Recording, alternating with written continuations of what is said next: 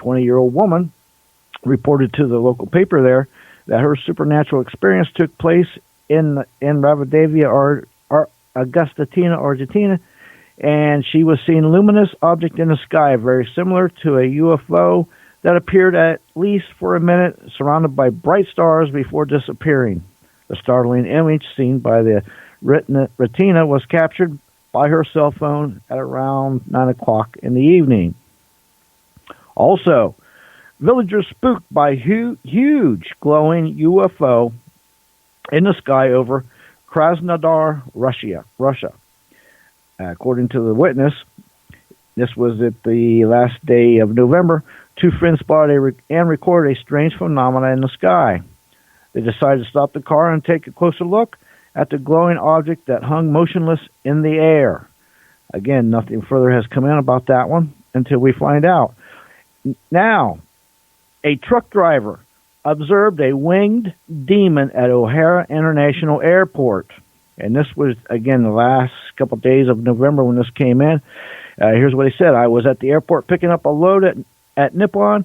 I was already backed into the dock and was standing away from my truck smoking a cigarette while they loaded my truck.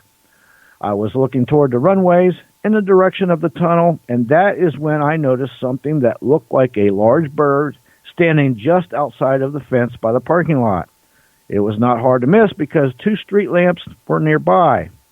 It looked like a person with wings that were stretched out and flapping. It was walking away from the fence toward the open field and then began to flap its wings and disappeared. Next news break, top of the hour. You can advertise your business on Night Dreams Talk Radio, and you will be heard worldwide. Why not contact us at nightdreamstalkradio@gmail.com. Good evening or morning, depending on your time zone. From the Pacific to the Atlantic to you worldwide. Get yourself a cup of Java and find a comfy, easy chair. And get ready for Gary and his guest on Night Dreams Talk Radio After Dark. And now, here's Gary. And here I am. Now, have you ever seen a UFO or you've been abducted and you want to share it with our listeners, you can get a hold of us at nightdreamstalkradio@gmail.com. That's nightdreamstalkradio@gmail.com. Our guest tonight, backed by your demand, wanting to hear Tim Swartz, is Tim Swartz. Hi, Tim. Hey, Gary. Yeah. Always happy to be back. Oh, yeah. You're interesting. So, I mean, I don't know. What, on your show, how many people do you interview about abductions and cattle mutilations and all this strangeness? Oh, I mean, we have people on all the time. You know, we just recently interviewed a UFO investigator from Brazil. We pre-recorded that, and it'll run in December. And you know, he had some very interesting stories of you know, kind of the same thing. You know, people having encounter experiences and cattle mutilations that are almost really the same as what's going on here in the United States. So this is a phenomena that is worldwide. We don't hear about a lot of these cases, you know, because of the language differences, and you know, face it, there are a lot of you know, investigators and researchers who don't want to take the time to look in these cases from other countries. Well, I mean, you know, there's enough going on here in the United States that'll keep a lot of people busy. But really, if you take the time and look at these situations all around the world, I mean, you'll start seeing just almost frightening similarities that show you that that we're dealing with a worldwide phenomena that really currently defies explanation. And like you said before, Gary, we could be dealing with a number of different things that maybe superficially look similar, but could be different sources. I mean, I always tell people that I don't believe in anything. I try to keep an open mind about all of this, because people will say to me, what do you write about? And I say, ghosts, UFOs, things like that. And he's like, do you believe in that stuff? I'm like, no, I don't believe in anything. A good researcher, a good investigator, tries not to develop a belief system that's going to interfere with a proper investigation. Because if you go into, say, like a cattle mutilation situation with your mindset that yes, this cow was mutilated by aliens or the military or whatever, then lo and behold, all the evidence that you do uncover is going to lead you into that direction of your preconceived notions. So, I mean, I always like to tell everyone, keep your mind open, because there's a lot of weird stuff out there, and answers don't come very easy. If they did, we would have solved this stuff a long, long time ago. And I mean, look, I've been doing this stuff for 40 years plus. Join the crowd. And and there's still no easy explanations. There isn't. Myself, I try to keep an open mind, but I know the world isn't flat. I know some people out there still believe the world is flat. And if they want to believe it's flat, hey, why not? If that makes them happy. Some people believe we're nothing more than a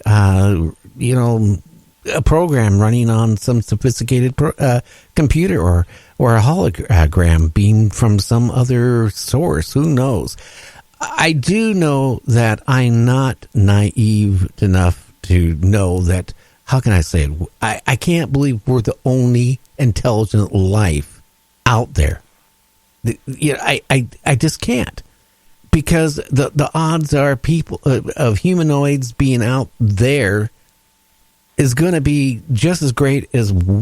I just can't believe this little planet is the only planet it developed with life that can turn on TV and listen to radio and do a talk show.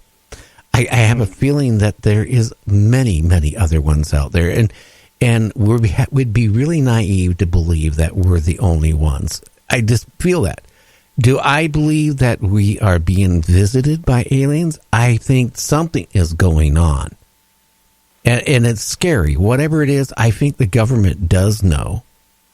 And the reason why I say that is because when I get certain guests on this show and we talk about certain subjects, I don't care if they're on a landline and switch over to a telephone or whatever they do. Pretty much the interview is pretty much shot because we can't even hardly talk to them because the line becomes static, or I lose my Skype, or they lose their landline. It just a lot of weird things go on, and it happens quite often if I touch certain subjects and mention certain things.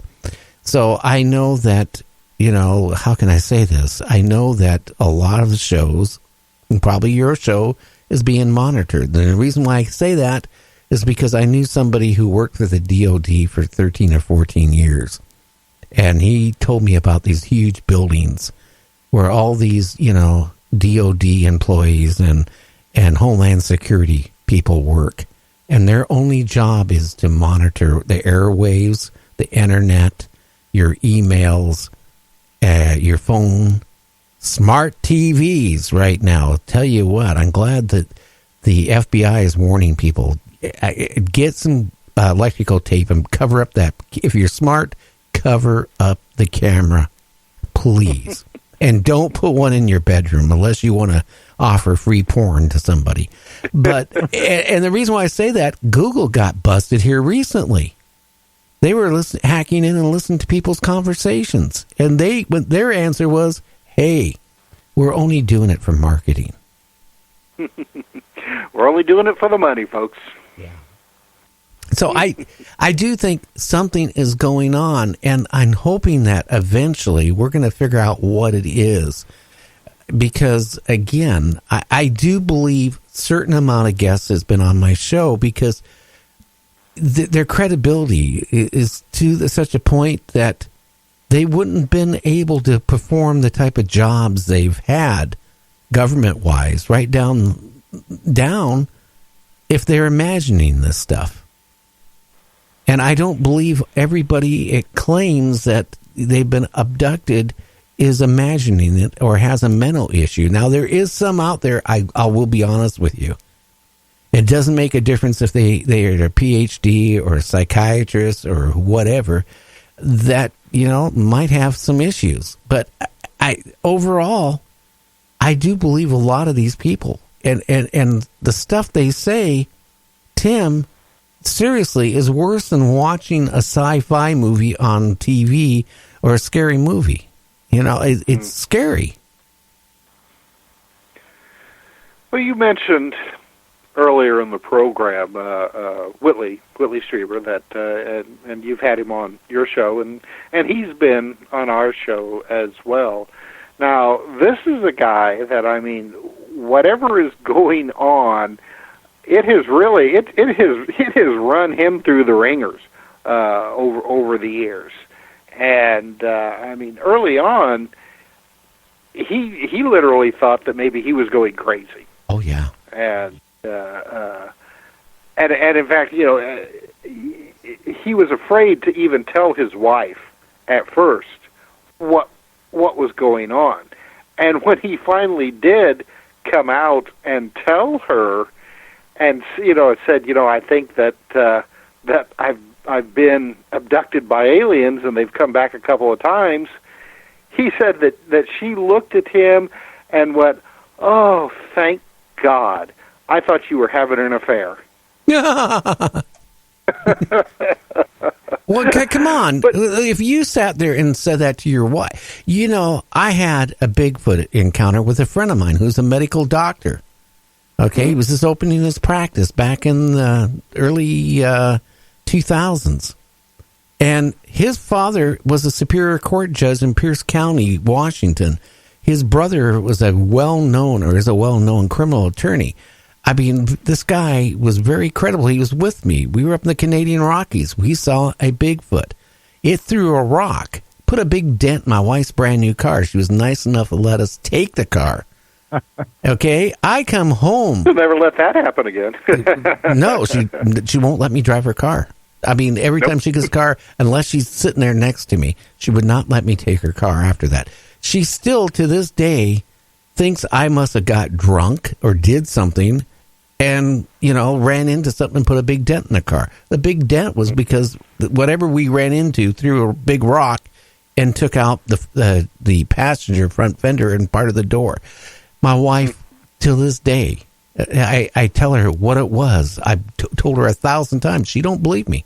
So I can see a lot of, you tell your wife that, hey, I was abducted while I was sleeping, or I had somebody touch me certain places and all this stuff while I was sleeping, and I know it wasn't you. And I could see where a wife or a husband could look at their spouse and go, what is going on with you?